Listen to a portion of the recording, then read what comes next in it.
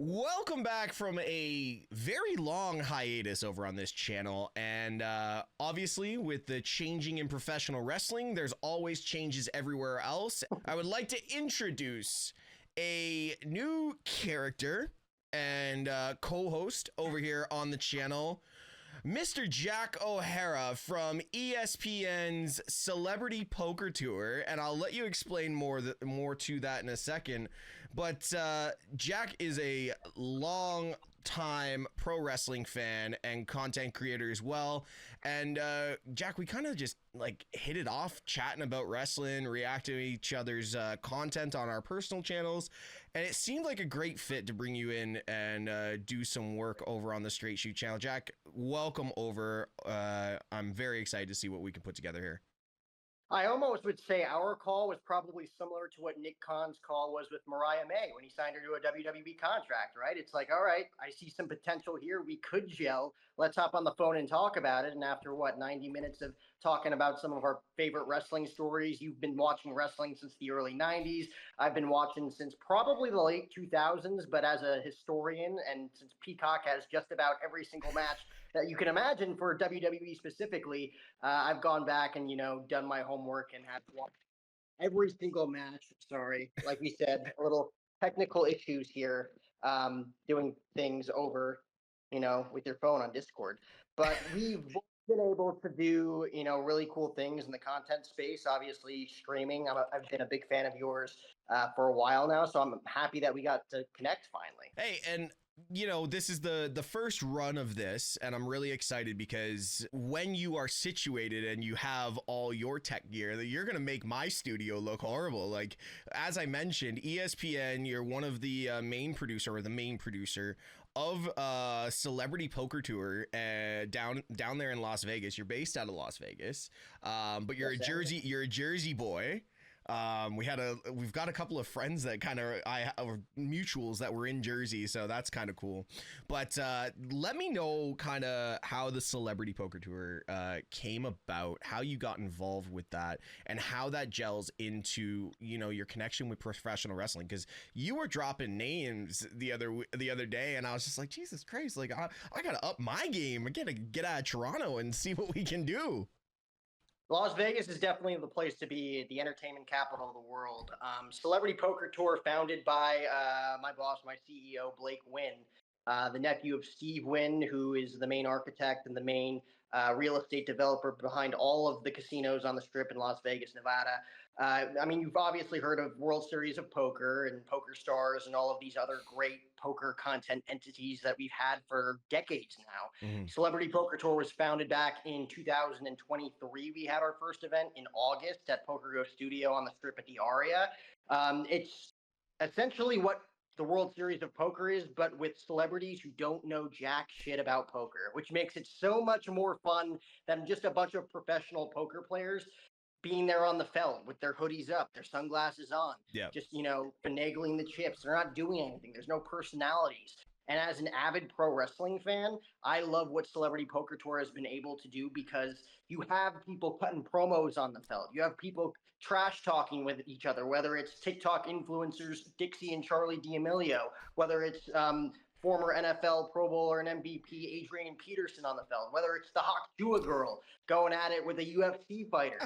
We've had multiple UFC fighters, multiple actors, actresses, multiple just influencers around the world come in for these events. Yeah. And I was talking to you on the phone last week. We're getting together a WWE game here shortly, talking to the Bella twins, Kelly, Trish Stratus, Tiffany Stratton, Mariah May. The list goes on and on and on, trying to put together something that pro wrestling fans have never seen before, as well as in the world of poker. So we're really excited about that. No, honestly, if that table ends up happening, I might have to fly down to Vegas just to be behind the scenes to kind of see how that goes, because that would be one incredible bit of content that could be put together. So that seems super exciting. You mentioned that you also you've sat down with Chris Jericho on your channel and been able to put some stuff together there.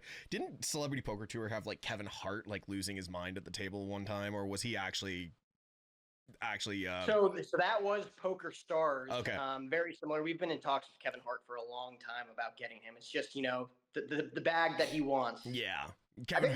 I think we're happy to throw it at him, but we want to get him around the right people to put on the best entertainment that we possibly can. Obviously, him and The Rock have traded barbs for decades in the most entertaining way. We'd love to have him on. Him and Will Ferrell would be a great duo as well. It's about putting the certain pieces in the right places. There's people that have personalities that are going to talk, and then there's going to be people that have the name and the credibility, but they don't necessarily have the best, jabbing skills on the microphone. That's what we call furniture pieces. Yeah. We have the I'm trying to think, like Ray J, the rapper. Yeah.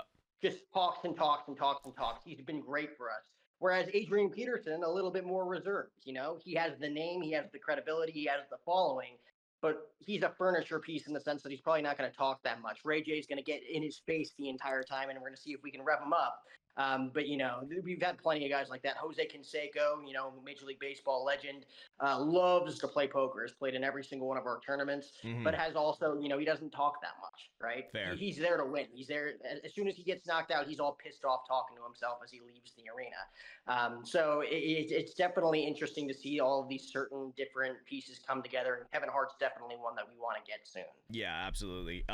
It's kind of funny when you were talking about that, and we were talking about the WWE table. If that WWE table works out, you're gonna have to start looking at maybe doing WWE content creators and get them all in the same room. See if that goes over. We talked about it, right? I mean, there's a lot of storylines going on with a lot of content creators, so that would be a lot of fun. And it's funny because our CEO, not a big wrestling fan, doesn't really understand how big that the internet wrestling community actually is and can be. We've gotten great engagement so far just because it is different from the World Series of Poker and all the other poker entities. But if we're able to bring in the WWE audience and the AEW audience, NWA, TNA, it doesn't matter, right? Once he sees how much viewership that we get and engagement from fans online that want to see all of these different, like we've never seen, WWE and TNA are working together, right? But we've never seen WWE and AEW stars go at it on camera ever in any form of content before. If we're able to get, say, 5 WWE wrestlers, 5 AEW wrestlers all at one table on the felt to trash talk with each other, because they're all friends for the most part. A lot of them are friends. It'll be something new and exciting for the internet community to kind of digest. Yeah. And I think we'd be able to do really big numbers. It's kind of funny. I think the only time I've seen them cross-platform publicly was Kenny Omega and the New Day, just because they are huge video game guys. But I swear there's a feud with Xavier Woods and Kenny Omega that we could see in a ring that transfers over from gaming. That would be super awesome. But like, speaking of business and things that are working and trending for WWE right now, that maybe some people would say it's not working, but I want to get your take on this. Looking at this TKO takeover, all right, and we've talked about it a little bit offline, but the TKO takeover moving into kind of rebranding WWE in a sense and seeing some of the things that they're changing.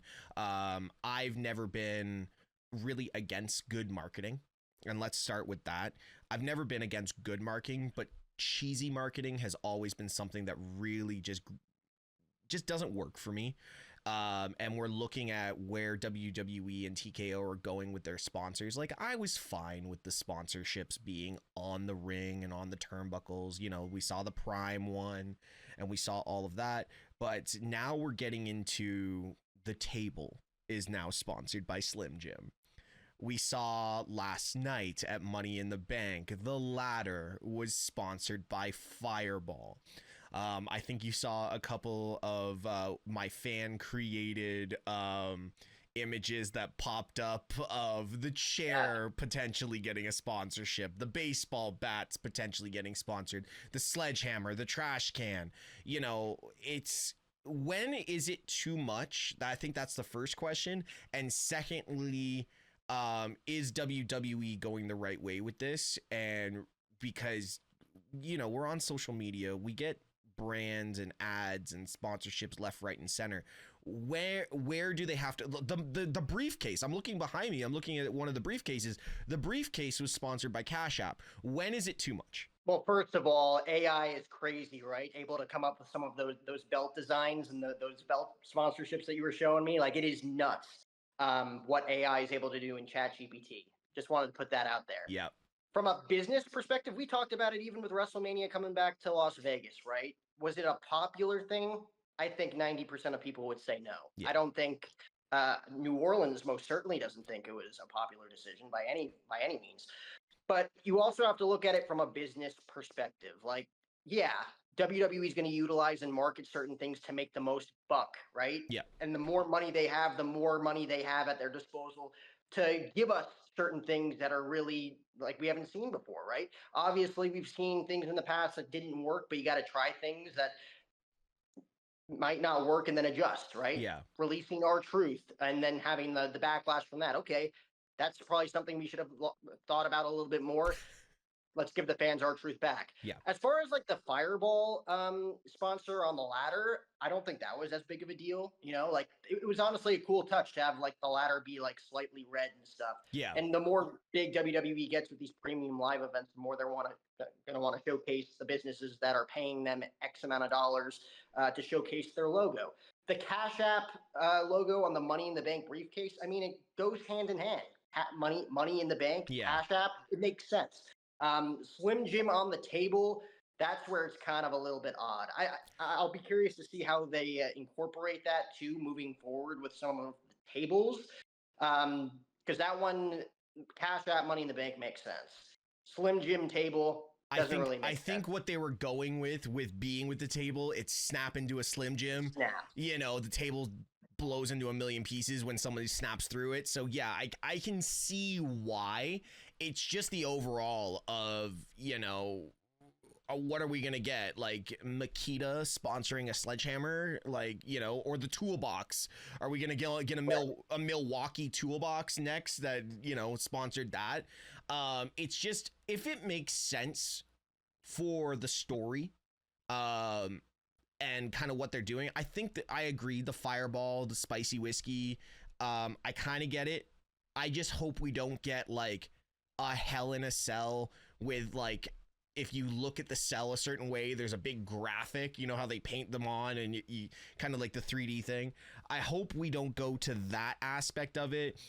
And I think for me, if they go to wrestlers wearing their gear and their sponsors on the gear, like boxers, you know, or when UFC, before they got their Venom sponsorship, or when they had their Nike deal, you know, where they now everyone has to wear Venom, or everyone has to wear Nike, or whatever sponsor they have for that 5 years. Before that, it was like Conor McGregor coming out, you know, with all his brands and that kind of thing. And that was okay because those were the people paying those individual wrestlers. These sponsors are paying TKO. They are not paying these individual wrestlers. So if Roman Reigns walks out and he's got his glove and it's sponsored by whomever, you know, the Roman Reigns Superman punch is sponsored by the new Marvel movie or the new DC movie. You know what I mean? I'm going to have a problem with that because like it's taking away from the aura of Roman Reigns. You know what I mean? Roman Reigns, the tribal chief, sponsored by Dude Wipes. You know what I mean? Like, I'm going to have an issue with that, man. I don't see why they need to go that far. And I think for my question to you, my answer to that is don't put it on the wrestler's gear. Like I showed you the Cody jacket and it was just sponsors left and right, and they could do it, but imagine the Undertaker walking out with his hat and it's like a Stetson sponsorship. Like, come on. Well, there's a difference between like the entrance attire versus their actual in-ring gear, right? Like I totally see Cody Rhodes coming out with a Wheatley vodka jacket at some point, right? You take the jacket off for the match, you do the whole whoa, you get the pictures for Wheatley vodka. I understand that. Roman Reigns could maybe potentially do endorsements for, I wouldn't necessarily say it would be Dude Wipes, but like it could be maybe, you know, another, you know, bourbon or something. And you insert that in a way in which it's not necessarily on his ring gear, but maybe it's a part of like his promo package before his entrance actually starts, you know, similar to like CM Punk's this Fire Burns promo before his WrestleMania entrance, just to like give that an example, right? Yeah. I don't think they're gonna go overboard. Like Finn Balor is not getting sponsorships on his ring gear or in his entrance. It's gonna be the Cody Rhodes. It's gonna be the Roman Reigns. It's gonna be I wouldn't even say John Cena at this point will have it because his name recognition alone, I think he could turn any one of those down. It's not about the money for him, and TKO probably has certain deals set up with him anyways to where that wouldn't be the case. Mhm. But I think that we're going to see down the line, we're going to see potential big sponsors, whether it be a Wheatley Vodka or a Dude Wipes or a Slim Jim, be on someone's ring attire during their entrance, not necessarily on their ring gear as they're wrestling. Well, you never know because we did see Makazi just created, and for wrestling fans who don't know who Makazi is, he's one of the key ring designers for WWE and a lot of the wrestlers. Makazi just did a Slim Jim head-to-toe gear for Jey Uso. Granted, he's not worn it in ring yet. It might have been for the LA Knight commercial, and Jey Uso's probably going to be involved in it, but we could see that. Like, they're playing with it. And obviously the fans' voice in WWE now is clearly a main concern for TKO. And we saw that with the R-Truth thing. Triple H played that off as all part of the show in the press conference the other night. But how many of us actually believe that it's all part of the show, guys? Hope you're enjoying it. I have a theory that, not a theory. I think he was being genuine, but it came off in a way as if he was kind of sweeping it under the rug and trying to like make us seem like we're stupid, which we're not. I think he genuinely was like, it's all a part of the show in the sense of like the business is the show, right? Yeah. That's what I was thinking with that, where it's like, we definitely released him. We made a mistake, but without saying that we made a mistake verbatim, he was like, it's all part of the show, man. Like, we make mistakes. Yeah. That's the way I took it. Hey, and if that's a great way to take it. I didn't think of it that way. That's a great way of looking at it. And granted, we have to remember that a lot of these decisions are not Triple H. They are Nick Khan. They are the TKO board of directors. If anything, you're going to be mad at someone, you got to be mad at Dwayne. Like, he's part of the board, you know? Those decisions come down from the board. There's a budget. We need to stick to it.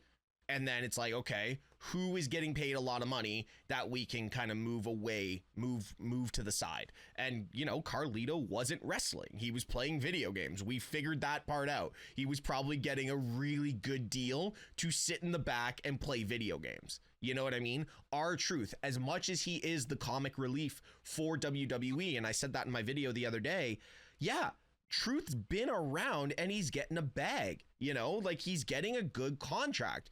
I can understand why they looked at Truth not being as valuable, but then again, you need to see what Truth brings to WWE in a whole and to the fans. And that's where they did make their mistake. The rumor that they're renegotiating Roman's contract, which I think I want to hear your part of this before I go into it, because I'm going to go into a rant. But renegotiating Roman's contract. So the sponsors, the money coming in, TKO doing what they're doing. It's the fans aren't stupid, like you said, but the fans have to understand it's still a business, and it's not the family-run business that Vince McMahon had for God knows how long, and what we know from the past.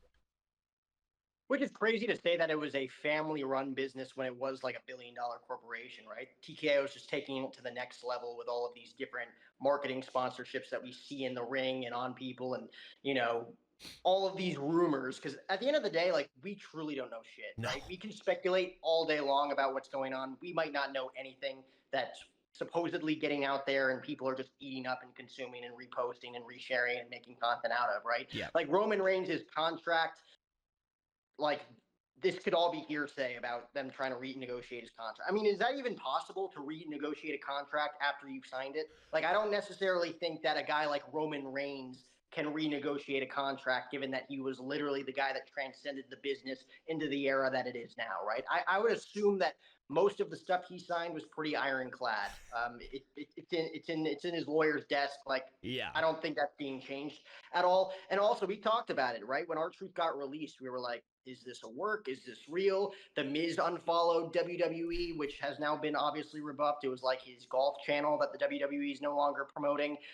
Gunther was also on the fritz, according to social media and the internet, right? Where it's like I kind of put that in the bag of like I put the Roman Reigns contract stuff in the same bin as I put the Miz's, leaving WWE rumors and Gunther being upset with WWE. Like a lot of it is hearsay and it's great tabloid, it's great clickbait, but until I actually see it with my own eyes, I don't think the WWE. I think the WWE values what Roman Reigns was able to do, man. Like, yeah, he doesn't show up that often, but he earned the right. And he's got health issues, remember. Like, Roman Reigns has been battling leukemia for over 15 years. Yeah. For him to transcend the WWE, be the champion for nearly 4 years straight, while also being on consistent medication while doing that. I mean, he said that in the WrestleMania 40 press conference after the tag team match, right? Yep. Like, he's still actively taking medication for what he's had to go through in his personal life. And the fact. Go ahead. Sorry. At the same time, I think he's got 5 kids. I think he has 2 sets of twins. He has 5 kids total. And like, he's earned the right, to provide his family with the luxurious lifestyle that they're probably being provided because the dude literally transcended the business. Like TKO doesn't have sponsors in the ring. TKO doesn't have all of these different opportunities without Roman Reigns taking the WWE to the next level, in my opinion. I don't disagree with you at all. I just want to add to that the fact that he's been able to keep himself in such a peak physical condition, still taking that medication and still being able to hold himself as that family leader too, because I think a lot of people forget that you can watch the documentaries, you can watch the stuff they allow you to see, but behind the scenes, like if you watch the doc with the twins talking about how Roman kind of leads everything, Jay and Jimmy put it out there saying what you're seeing as Roman being the tribal chief, the leader of the family on television is actually what Roman's like in real life. He's always been that person to make sure everyone's taken care of. I personally don't see Jacob being in WWE without Roman. I don't see that happening. And now we've also got the signings of Hikuleu. We've also got the signing of Lance Anawahi, who are working in the Performance Center currently. Without Roman, you don't have all these other pieces of the puzzle that are really turning the storylines out for WWE now and the upcoming future. And you mentioned his kids, like he's got 5. Jay is like, I think we did a count the other day, me and a buddy of mine. I think we're at like 21 kids across all the guys that are currently involved in WWE. Jake's got 7, Roman's got 5. I believe Solo has 2 or 3. I believe Jimmy and Jay both have 2 themselves. The Tongans have 2 or 3. There's so many others that are up and coming, and we wouldn't really be having this conversation if it wasn't for what Roman did. You know what I mean? Dude, yeet. That's Roman Reigns right there. Exactly. Right? Solo Sikoa probably doesn't have any sort of a main event push whatsoever on the main roster without Roman Reigns calling him up and putting him into the bloodline back in 2022. I still will never forgive Solo for that. I flew all the way to Wales to see Drew win that title, and damn you, Solo. I hate you. You had to know on some level Drew wasn't winning that night. At that point in his title run, Roman Reigns had to lose the title at WrestleMania, in my opinion. Yeah. Right? Obviously, like all these PLEs, SummerSlam, Survivor Series, Clash at the Castle in Wales that night was a WrestleMania atmosphere.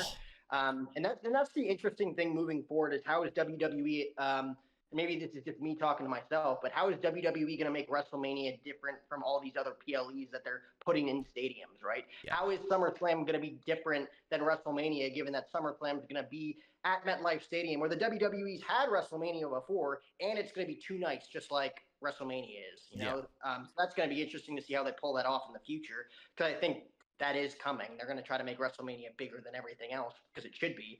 But yeah, that probably had to sting. That's still like a really cool event to go to. You saw the turn of Dominic Mysterio turning on Edge and Rey Mysterio.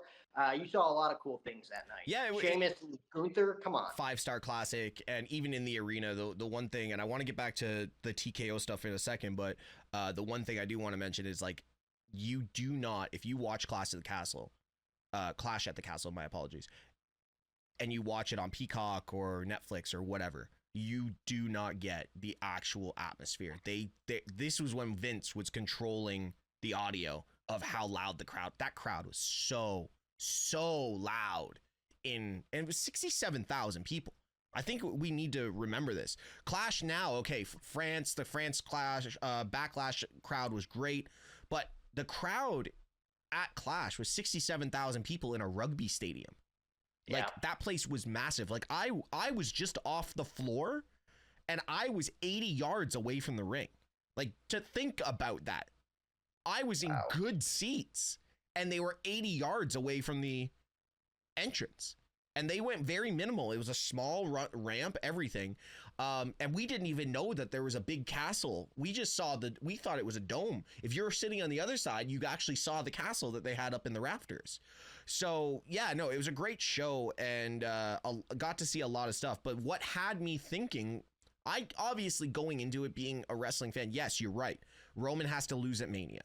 That was what it had to be. But it was, my mentality changed the second Drew came out to Broken Dreams, and I was like, oh, they're giving it to him. Like, I thought 100%, and they're giving to him, and clearly they didn't, but it was a cool way. But again, now let's go back to what we were talking about with TKO, and that's a nice transition. But we're looking at these international events now too, where they're looking at Paris. They definitely love Perth. And for someone who lived in Perth for a year, I understand why they love Perth. But now we're looking at international travel. You're looking at what they're building in Saudi Arabia. Like, they've got a whole WWE world in Saudi Arabia, which, unless you're planning on traveling to Saudi Arabia for some of these events, you're never going to see, which is weird that they don't have something like that here in North America. We're clearly getting NXT Europe. It's already been confirmed, and now this year, apparently this is when it's dropping. Is TKO looking to do what Vince McMahon did in the 80s, and instead of take over just the territories like he did and, make WWE the place to go? Is TKO on the road of taking over what wrestling is, and there should be a little bit of a concern that the indie promotions, the New Japans, your favorite indie promotion in whatever city you live in, we won't be able to be taking from that anymore. These people like the Will Ospreays, the AJ Styles, and come through into WWE because they're focused more on the TKO NXT developmental now, the ID programs, that kind of thing. Are we, in 10 years time, are we going to lose those indie wrestlers coming in if they don't do what the WWE way? Let me put it to you this way. AJ Styles had multiple opportunities, right, to get into WWE. He was presumably, outside of Kenny Omega, like the best technically gifted wrestler that the WWE had never signed, right? He was TNA's golden child. His time in New Japan with the Bullet Club, unmatched. Nobody will ever forget that, right? Yep. And as far as WWE going, to all of these different territories or countries to kind of put their flag in, it's like, if you're a true New Japan Pro Wrestling guy, you're always going to stay with New Japan Pro Wrestling. You're always going to watch that, right? Yeah. AEW fans are always going to be with AEW fans. And in my opinion, wrestling fans should love all products because they're all different and they're all awesome in their own way, regardless. Like, there's all of these, different AEW versus WWE people. Like, that's nonsense, get alike.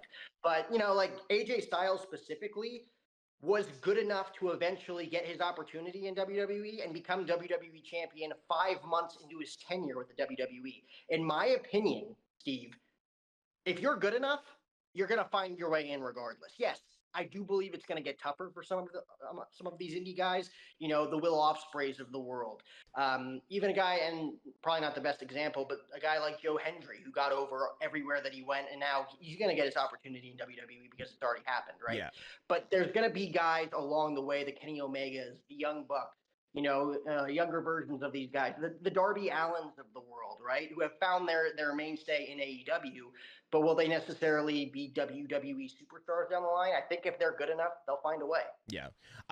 I'm looking at the Zack Sabre Juniors, the guys who not like, even though they have crossed over into the AEW side of things, they are still technically gifted enough to walk into the WWE world, but just the way it seems like WWE wants to produce their own talent, it just seems like if we get NXT Europe, then we could be getting NXT Australasia, like Australia and Asia, get a flag down there with an NXT product for that area.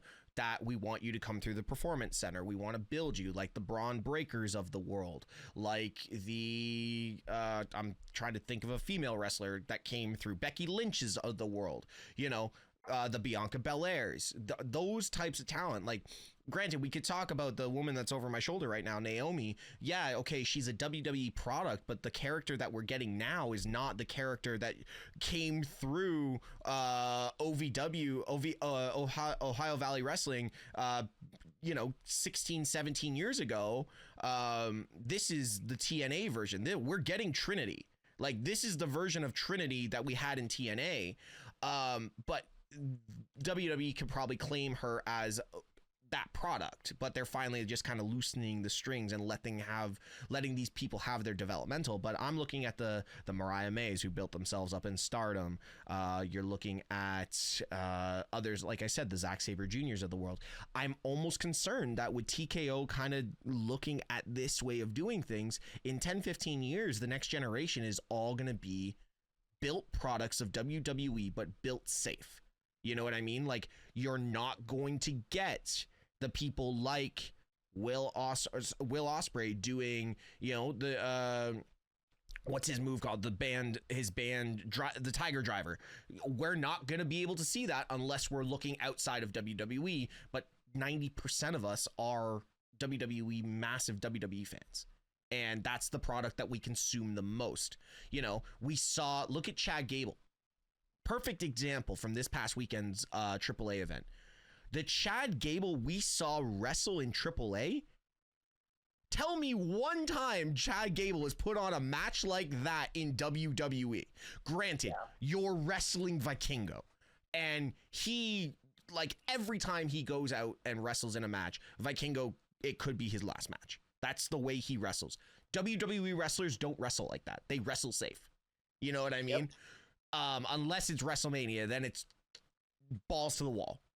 But Chad Gable, in my mind, the best match I've ever seen him wrestle was against Vikingo. I don't think I can think of another match.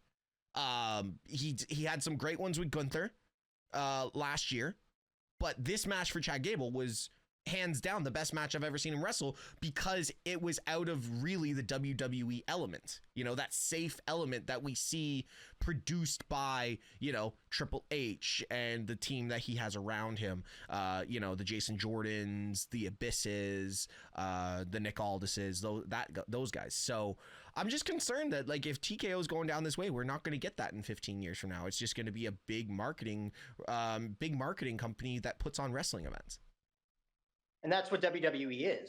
Let me take you back to an interview CM Punk did with Ariel Helwani back in 2024, talking about his exit from AEW. Mm-hmm. In his opinion, and this was his outlook, it wasn't anybody else's, but he's like, AEW isn't a real business. WWE is a business. Yep. They want to protect their wrestlers. The Miz. He's never gotten hurt in his life before. Like, the guy wrestles in a very safe way versus, like, what Jon Moxley has done in his time in AEW. You would never see the version of Dean Ambrose wrestle like that, even though he was like the unhinged Dean Ambrose or whatever. Like, Jon Moxley and Dean Ambrose, two completely different wrestlers, right? And that's just the product. Like, that's kind of like the hill that you got to be willing to die on. Like, you're never going to see a Will Ospreay in a WWE style feud or storyline, right? Like, CM Punk versus Hangman Page in AEW, great feud. It's not CM Punk versus Seth Rollins. No, not even close. Not even close. Just the way it's produced. Not like, minus the wrestling in-ring abilities of both those guys, the way it's produced, the way, a Jamie Noble, a Bobby Roode, fill in the blanks for me. There's just dozens of producers that put these matches and these storylines together and helping everybody, as opposed to just two guys and Tony Khan coming up together with storyline. It's different. It's not bad, but it's different. It's what makes WWE the NFL compared to, the Canadian Football League or the XFL, right? Like there's certain leagues that stand the test of time. WWE is the quarterback of professional wrestling. Not to say that AEW is not a great running back and TNA is a great wide receiver, but they all fall in line to the WWE. And the WWE operates as a marketing business and entertainment company, despite them using the term pro wrestling a lot more. Yeah. They still are a sports entertainment company versus the rest of these companies, legitimate wrestling companies, in my opinion. So what's your overall consensus on TKO and the WWE partnership? Because we've seen, it seems like with this partnership, TKO, UFC, WWE, and the PBR, a lot of people forget about PBR being involved with TKO as well. But WWE seems to be the one that has changed the most in this partnership. PBR, okay, it's a little bit more mainstream now. You get to see bull riding more on television. We're seeing a little bit of the cross promotion. We saw Alpha Academy over there promoting WWE and giving a title to one of the winners. We saw that. UFC and Dana White just seem to be cruising as if nothing changed in this whole partnership. It seems to be that like WWE has had that more effect in the purchase from Vince McMahon going over and becoming this corporate phenomenon. Is the TKO partnership better for pro wrestling fans and the future of the product, or should it potentially have stayed with, I know the Vince McMahon era at the end was really tough to watch, and that 6 years before that was probably some of the hardest pro wrestling we've ever had to sit through. But is there a middle ground that we could ever have found with that, or is TKO the best spot for it? No, I mean that's the X factor. UFC has not changed because Dana White has remained the president since the beginning of time. Yeah. WWE has changed because Vince McMahon left. If Vince McMahon was still in creative, at the very least, we'd be seeing a similar product to what we saw probably in 2022, maybe early 2023, before he officially left WWE. I know he was around for most of 2023. I think 2024 around the Royal Rumble is when he officially we want nothing to do with this guy. He's out because of the allegations. But if Vince had never left, we probably would have never seen sponsorships on the ring. We wouldn't have seen the Slim Jim logo on the table. We wouldn't have seen the Fireball logo on the ladder. That is the biggest difference between the UFC and the WWE. And granted, UFC has their cult following. I don't think UFC would have had to change much, even if Dana White wasn't around anymore. But he is still around, and they respect him too much to say, hey, fuck off, Dana, we're going to do things our way. That's not really the way it's done. Dana White built that thing into a $4 billion business. Vince McMahon leaving allowed Paul Levesque and Nick Khan to do things that they probably always envisioned doing for years on end. When Vince finally leaves, whether it be because of the way he had to leave or because, age and finally just accepting that it's time to move on, which I don't know if that would have ever happened. Many people say he probably would have died in the chair, but Triple H and Nick Khan are finally able to do things that they probably envisioned for years. So I think it is a mix of TKO and Ari Emanuel and Dwayne Johnson, Triple H and Nick Khan coming together and, trying things out. Remember, it's only been 2 years, Yeah. 2 years ago, we were praying for different things out of Vince McMahon's WWE. And now that we're getting them and they're trying things out, we're still complaining. Give it time. Yeah. Let them cook, as they say on the internet. Let them cook. That's my take on that. It's so funny, and my last comment on this is we see the one or two negative things that have come through, and they seem to engulf. And maybe this is just the IWC and the wrestling community in a whole, but we see one or two negative, and it engulfs the social media world and the news reports for months and months and months. But then you look at WrestleMania 40's Night 2 main event, one of the greatest 15 or 12 minutes in pro wrestling history. Yeah. And it's almost like that was a TKO production, and that was a Paul Levesque production, and everyone's like, oh yeah, well, what did they do this month? The whole R-Truth movement that we've just dealt with, that was R-Truth being let go, a week and a half of people complaining about it. What in a month and a half are we gonna still be rooting for R-Truth as hard as we did for like this week and a half? Like, so we need to remember, and I'm going to steal completely from you, it is a very new relationship. 2 years in a relationship is still the honeymoon era. Yes, you know what? Somebody leaves the toilet seat up, it's gonna be a horrible thing to deal with for the first few times, and then you move past it. You know what I mean? But those couple of really good dates, you got to remember those are what led you into this 2 years. You know what I mean?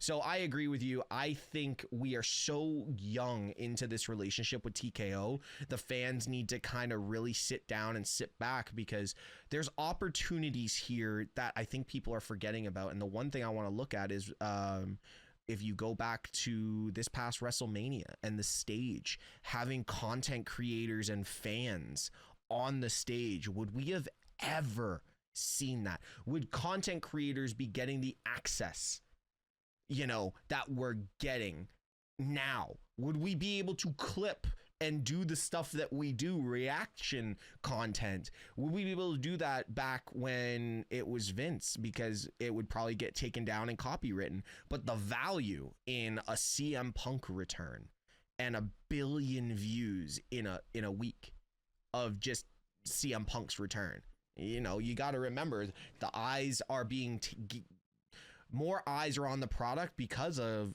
one, the content creators, two, the Logan Pauls of the world. And I can't listen to the Logan Paul hate anymore.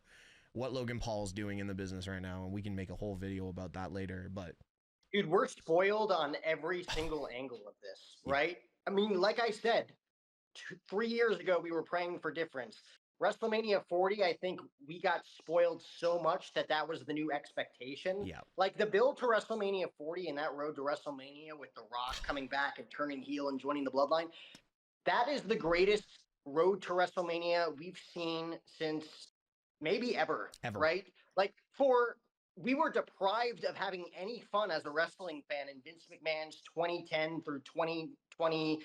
I'll say 2020, because when Roman Reigns started the Tribal Chief gimmick, that's when things really started to change. That's when I started to enjoy the product again. Yeah. But for a good 10 years there, 10, 15 years, we were deprived of anything that we truly wanted to see. We knew that there was more that the WWE was capable of. And then Triple H and Lee Fitting and Nick Khan and all of these different producers and TKO, Ari Emanuel, Dwayne The Rock Johnson himself gave us something so enticing that we thought, this is what it's going to be like moving forward. That's not how life works. No, God, no. You can't compare WrestleMania 41 to WrestleMania 40. WrestleMania 40 should be put in a glass container on your shelf with all the rest of your high accomplishments, because that is unattainable. We're probably not going to see anything like that for a very long time. No. You finally got the big moment that we've been clamoring for nearly 20 years, the most perfect story in professional wrestling that we've ever seen, with Cody Rhodes' climb back to the top, Roman Reigns' dominance in the WWE, the biggest star in sports entertainment coming back and becoming a bad guy. Yep. And then this past year, them giving us another monumental heel turn with the next best insanely popular good guy turning heel for the first time ever. And that moment alone was amazing. Like you can nitpick his heel turn and what it's been like the past 6 months all you want. Yeah. The moment itself, top 3 professional wrestling moment of all time. And that was given to us by TKO. I don't think there's a better turn. It's kind of funny because everyone says, oh, Hogan as the third man was the greatest turn of all time. I don't think so anymore. There's a good argument for it. There's a really the other thing about that, and I know it's like the production was just as good, whatnot. Like it didn't happen in Vince McMahon's WWE. If it happened in Vince McMahon's WWE as opposed to Ted Turner and Eric Bischoff's WCW, you could still argue that it was the best. Hulk Hogan needed a fresh coat of paint. Yeah. And if that happened in today's world, you'd see like, oh, turning him heel would be a big thing. Oh, yeah. But it wouldn't be one of the biggest moments ever. John Cena turning heel that night wasn't even on my radar personally. Even when Cody Rhodes was telling The Rock to go fuck himself, I didn't think, oh my God, they're going to turn Cena heel. Like that didn't even cross my mind until he hugged him. Yeah. Well, and it's kind of funny because I was outside the Sky Dome. Sorry, Rogers Center, Right? whatever you want to call it. I still call it the Sky Dome. I'm from Toronto. I call it the Sky Dome. Same shit. I was outside the Sky Dome for an indie event. And then it was actually bringing my daughter to the area of pro wrestling for the first time ever, just to give her a sense. Man, I regret not getting myself a ticket for that event. That is one event I was literally outside the building and then came home and streamed. But my God, man, that was one of That's a tough one. That's a tough one. I mean, it was probably a pretty expensive event. Would you say Clash of the Castle was like the best WWE event you've ever been to? It's the greatest event I've ever been to. Yes, Clash of the Castle is the greatest event I've ever been to. I have been to so many. Like in the last couple of years, I've been to so many events. But since I was a kid, like I've been going to events since '94. Clash at the Castle, and the reason Clash at the Castle was so good. One, COVID had just ended. Like we're looking 2022 is when Clash was, right? 2022, 2023, 2022. COVID. It was about a year back in the letting fans. In Yes. the arenas. We're in an international city like Cardiff, Wales, that really doesn't get the love that it deserves, because Cardiff is a beautiful city. The people coming together, because wrestling fans, there's two sides of wrestling fans. There is the IWC, the internet wrestling community, that is just sometimes it's too much to take. Then on the other side of it, when you're in a group of 300 wrestling fans, it's, in my mind, the second best group of fans next to soccer fans. I was going to say football, but soccer fans. Soccer fans are the greatest fans in the world because they can make anything be special. Yeah. Wrestling fans, though, are second tier to that because they just are there to... It's a cult thing, but it's the biggest cult that you can find, I think. The wrestling fans can get together, and if there's nothing else to talk about, they can find something to agree on or disagree on. Oh, yeah. And have fun and talk about. Like, look at you and me. We come from two different worlds. I come from the marketing world. You come from a production of televised events in Las Vegas. But the one thing we can come into and agree on is pro wrestling is fucking awesome. You know what I mean? So that was the coolest part about Clash. Everyone kind of needed that, and it was international. Like, I was Canadian. I was with a bunch of Irish, British. I'm pretty sure there was Scottish. There was a couple of French dudes in our group. Like, that was the cool part of it. It was just a nice coming together and then putting us in a WrestleMania style arena or stadium for an event that was just being tested. And it's so, like, I was at SummerSlam in Cleveland. I wasn't supposed to be there, but I was there. And it was 70% sold. Like, it wasn't even full. Yeah. And then you look at Clash, it was full. People were outside in the pubs watching it. And that was the cool part. The event didn't end after the event. The event went all night. People didn't go home. People went to the pubs, and it was just wrestling all night. It was, yeah. So that is the reason, because it was the overall experience. Like, you go to a WrestleMania week, you do your meet and greets and all that kind of stuff. That was cool. Hell, I walked into Damian Priest in downtown Cardiff. Literally walked into him, and that is a big dude to walk into. Yeah. You know. And the cool part about that was everyone else had a story like that. Oh, I bumped into Bianca Belair. There was another story that I've never told. We actually saw Ludwig and what's the other guy's name from Imperium, the Italian, Giovanni Vinci, hiding in a cab hours before the show. They were just coming out of a gym, and they had just worked out, and they had to disguise themselves. We saw them, and we were like, what's that? No, they're not bringing them back. And then Imperium shows up at the show, and it's like, that was a cool part because Cardiff is so small. That was the really cool part about it. So yeah, Clash at the Castle was easily the greatest just because of the experience, and you can't complain about the card. You can't complain. No, not at all. And if this is what WWE and TKO is going to do, like the Perth event, I would have killed to go to the Perth event. Like, genuinely. Like, that Perth event if you've ever been to Perth, it's very much the Cardiff of Australia because it's so secluded. It's such a small city, but everything that makes up Perth is everything that makes up the culture of Western Australia. It's the most secluded populace in the world. Like, it is such a big city, but it's so small and secluded that you would, if you've never been, you don't understand. You know what I mean? A lot of people would say it's like a hot Britain. You know what I mean? Like, Right. you Yep. know, it's just it's British, but it's still got that Australian culture, and it's just hot all the time. Like, even in the winter, it's 12 degrees, or sorry, like 58, 60 degrees for you guys in the States. You know what I mean? So Right. yeah, no, if this is what we're gonna get, like, imagine a Tokyo event, like a Tokyo style Clash at the Castle. Imagine if we went to South Africa. You know, like, a lot of people, like Johannesburg, I think would be an incredible event. When was the last time? Well, let me take you back to, had to be a month ago, maybe like right before WrestleMania. The Rock doing his Rubik's cube. What can you tell me about that post? If you remember that post, he was wearing a New Japan Pro Wrestling T-shirt. I've seen, and I've talked to a lot of people. I don't think that was by accident. I think it was an accident. I don't see. First off, okay, you look at New Japan. New Japan's got a partnership with AEW right now, don't they? Still, we've got TNA. I shouldn't say we. WWE has AAA now. They've bought AAA. They've got the partnership with TNA, which has revitalized. I don't care what anyone says about Trick Williams holding the TNA title, because there are so many more eyes on TNA now than there was 12 months ago. Like, And that's the argument I'd be willing to make. New Japan partnered with AEW. Ring of Honor bought out by AEW. They're still not on the level of WWE in what they're producing.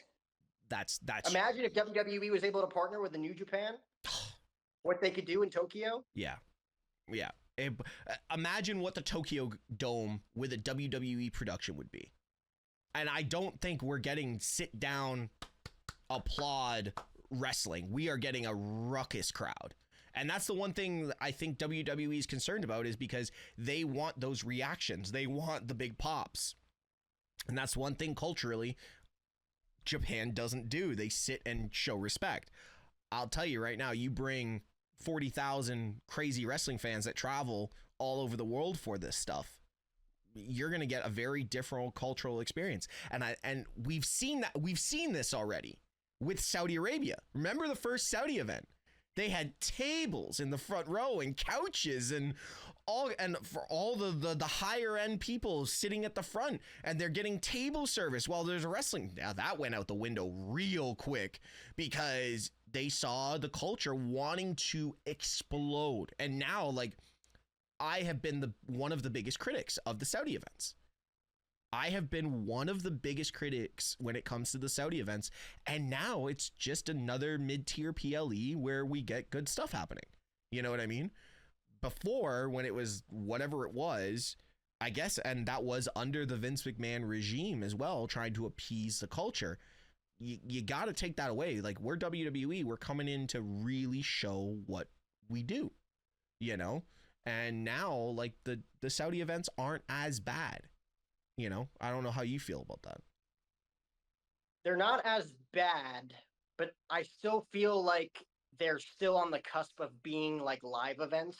How like live events used to be, like non-televised. Like, you're not getting huge moments at them. Like, I know you've seen title changes. I remember Bray Wyatt, the Fiend, beat Rollins for the Universal title in Saudi Arabia. Back at, I think it was 2019, right before COVID. So like, we've seen title changes.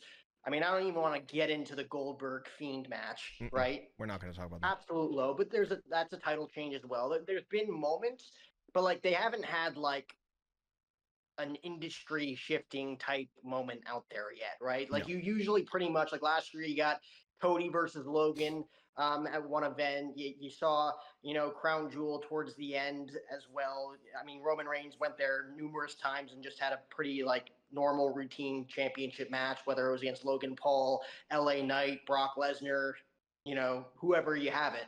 Yeah, and that leads to my next question is, are we ever going to get that WrestleMania in Saudi Arabia? Like, I think so. But is it is it a good business decision? And this whole conversation has been about TKO and their business decisions and kind of the way we're moving forward with them.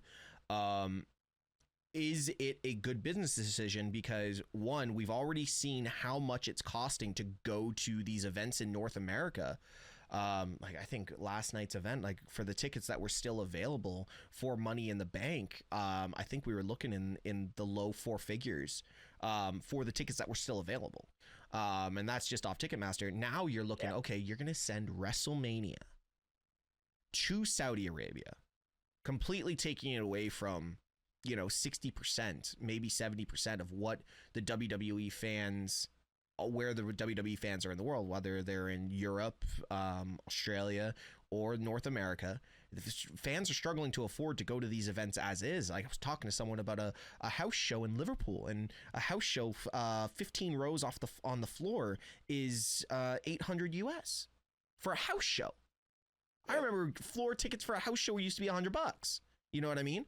So is this taking away, is WrestleMania taking away in Saudi Arabia? Would that take away from the fans? Yeah, I mean, you ask if it's good business. For the WWE, it's great business. For the fans, it's not great business, right? People would be pissed. Yeah. It's no different than them going to Vegas back-to-back years. Like, people were pissed. If they go to Saudi, everybody's going to feel like they just sold out. But, like, that's part of business. If whoever throws you the most money, you're going to sign that deal. Fair. Allegiant Stadium in Las Vegas came WWE with a bigger bag than the one that they had negotiated with, the Caesars Superdome in New Orleans. They just did, and the WWE took it, right?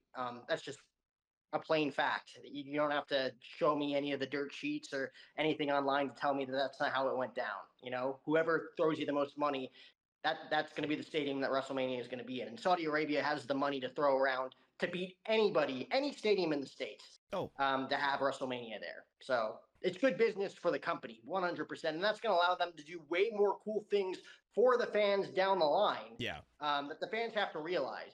Some fans don't love Triple H's long-form storytelling. I love it, right? So do I. It's different. It's a different flavor than what we saw with Vince McMahon feeding us fast food all the time. We're getting the filet mignons, as Roman Reigns used to say, right? Like, let them cook. Let them take the money from places that we might not necessarily get. It's 1 year, right? It's one WrestleMania. I think that it's great business for the WWE to do whatever they want. They're going to do whatever the hell they want anyways. Like, we can come on here and come on these platforms and complain about it all we want. Yeah. Like, it's not going to change anything. They're going to take the money. So great business for WWE, not great business for the fans initially. It will be down the line. Down the line. All right, I agree with that. On that note, dude, let's finish and wrap up this conversation about TKO and kind of what they've been doing, because we've gone all over the place, and I thoroughly believe that I think we're in good hands with TKO. Like we said 15 minutes ago, 20 minutes ago, it's a young relationship. Let's let everything kind of settle. We're still in the honeymoon phase, and like I said, with the honeymoon phase, there's always those little hiccups. So, Jack, I'm looking forward to having more and more conversations. Plug your platforms and let us know kind of where we can find your individual content. Guys, come at me. Come comment on my stuff. Come talk shit. Tell me I suck. Tell me I'm great at Jack O'Hara TV across all platforms.